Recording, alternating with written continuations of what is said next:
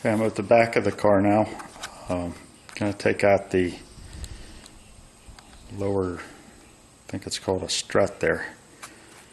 At any rate, this is an aftermarket piece. The stock ones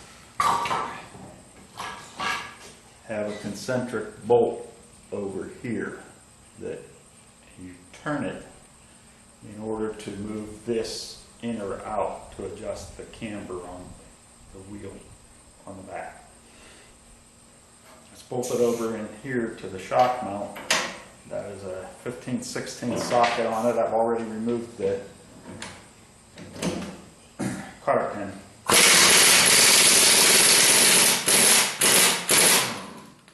Now, hopefully this will come out fairly easy. I know for a fact that it's not stock, so it couldn't have been put on when the car was built. What I'm going to try is to see if I can fit a gear puller around that, but before I do that, now that I've got the nut off, I'm going to hit it with some more blaster in there. This is a 1/8 inch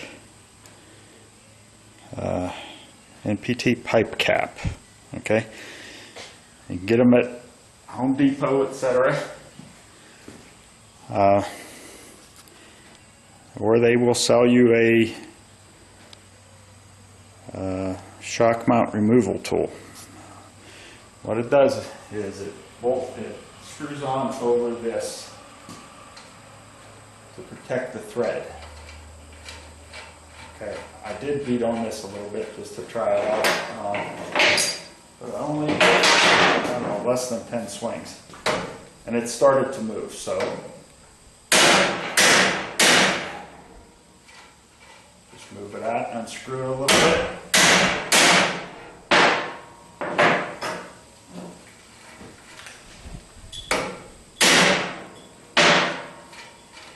Keep moving it out. I think I'm getting to the point of I need to take that out or I'll screw up the threads. It's already moved, and I'm pretty sure the air hammer will take it the rest of the way. As I was reviewing the video yesterday, you recall when I took off the shock mount, I used a pipe cap. I discovered that I said this was a 1/8 inch pipe cap, NPT. It's actually 3/8.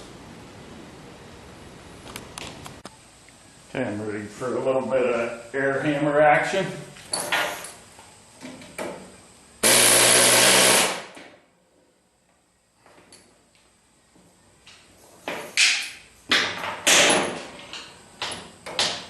Let's push it in and tighten it up again. So, I'm doing this a little at a time so that I can keep from screwing up the threads.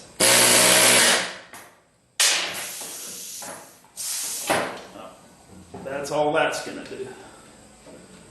Okay, it is, well, it's turning in the bushing that's on that other thing. Time for the brass drift to knock it the rest of the way out.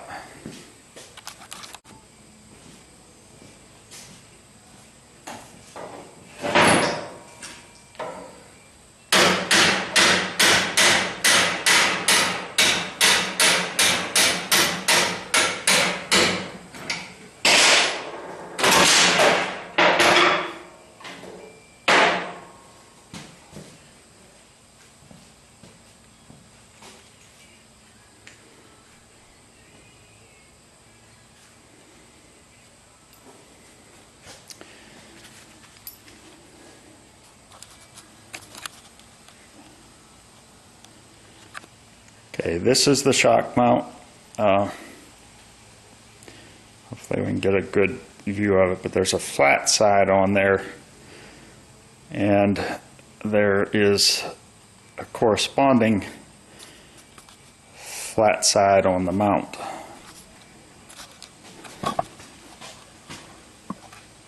So that needs to go in just that way. That's why you can't use a wrench to turn this to take it off. You have to beat it straight out or somehow knock it out straight. This one is in good shape. I can reuse it. Okay, we're going to address the other end of the strut rod.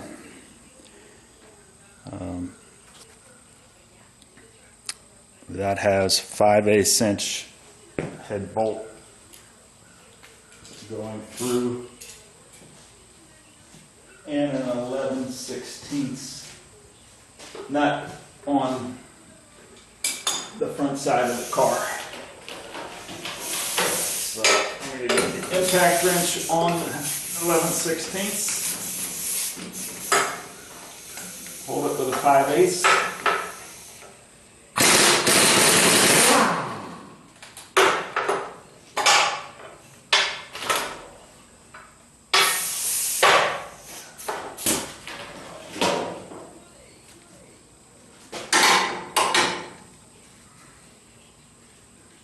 Didn't bring my trusty dead blow hammer.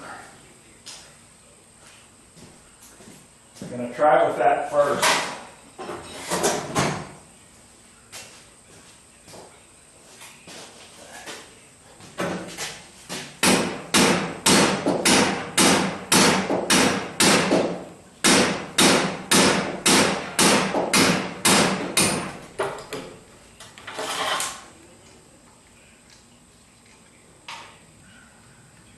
Couple washers on this side.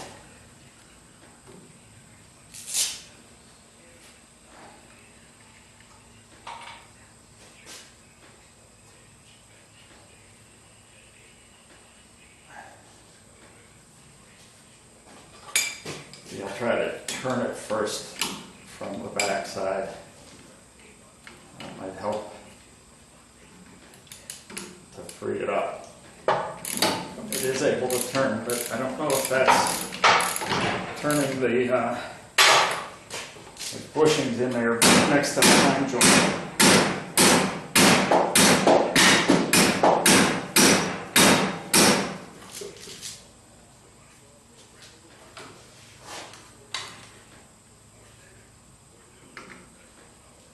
And next tool in my bag of tricks I'm going to try is the trusty air hammer. See how that works this time.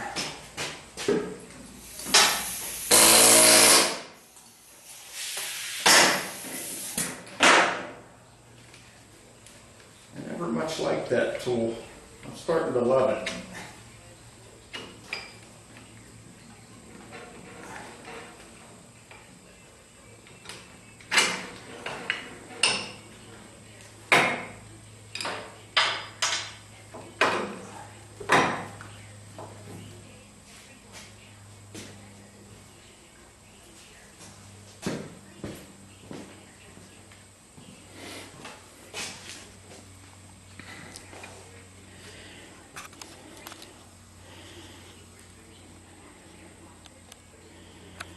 There's two bushings around the heim joint, and the bolt goes through all of this. And then that allows this rod to swivel any direction within reasonable amount of flex, so that you don't get any binding in the suspension as you're driving. Okay, so that's the control arm or strut arm on this side of on the driver's side. So I'm going to just repeat the process on the passenger side, and then we'll move on to the half shafts. I temporarily put the bolt back into the bracket so that I know that the bolt goes in from the back of the car to the front, so that tells me which side is the back end of that bracket. I'll see if there's any markings on it.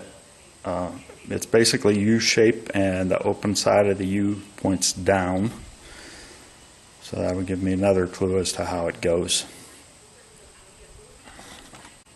Okay, and identifying the inboard versus outboard of these strut rods, the heim joint piece on the inboard side that's right next up against the differential have a grease fitting in them. The sides that go on the shock mount do not. So that's how I can tell how they went in. There are 4 9/16 inch bolts holding that bracket up.